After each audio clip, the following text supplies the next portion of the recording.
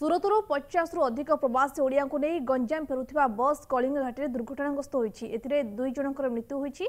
मृतक हेले गंजाम जिला बुगुड़ा अंचलर संतोष कुमार सेठी और बुगुड़ा बरडीपल्ली गाँवर चित्तरंजन सेठी। ए दुर्घटना पर मृतकक परिवार को सरकारी सहायता जोगाई देबाको दाबी होईछि। दुर्घटना नहीं गला दुईटी जीवन।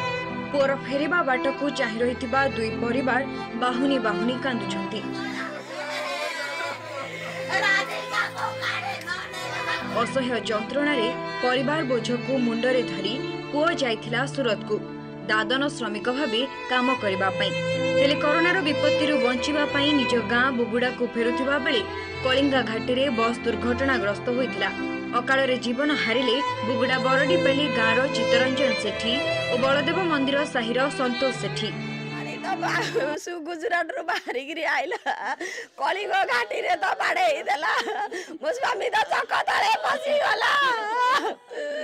मो स्वामी के किए उद्धार कलेनी काली आसुतिले कालिंगा घाटी रे गाड़ी ओल्टी भला आगे बसले आगुरु पूरा पूरा रोड पसी गला आगे पसिकरी पूरा संगे संगे आम्बुलेंस नेले आम्बुलेंस नहीं जीवन छाड़ी गला।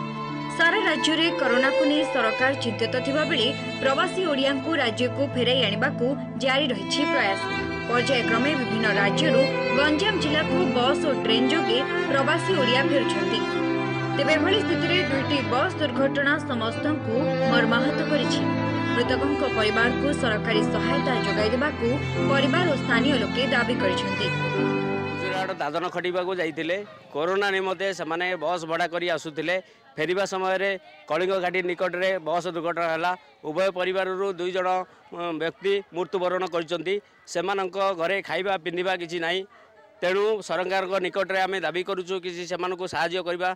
कोरोनार एभली विपत्ति समय घड़ीके घोड़ा छुटला भली दुईटी बस दुर्घटना देखा मिली।